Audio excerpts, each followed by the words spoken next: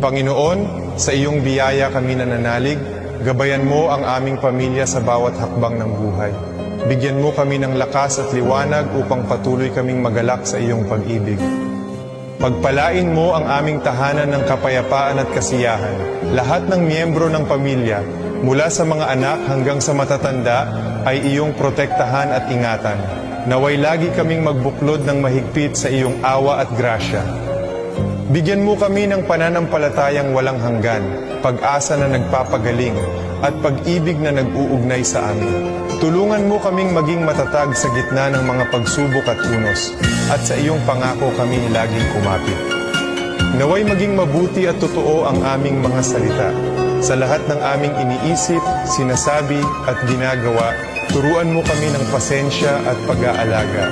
Sa iyong karunungan, alam naming naririnig mo kami. Salamat Panginoon para sa aming mahal na pamilya. Salamat sa iyong presensya na laging kasama namin. Gabayan mo kami, yakapin at pag-isahin.